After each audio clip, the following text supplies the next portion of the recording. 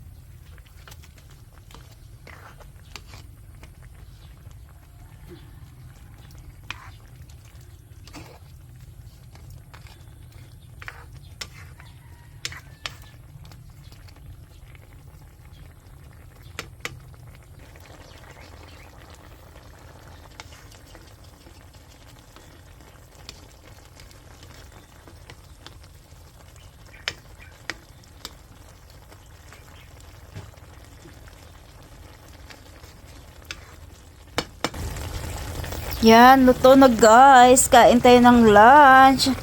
Ang sarap nito. Minsan na ako nagluluto nito guys. Kain.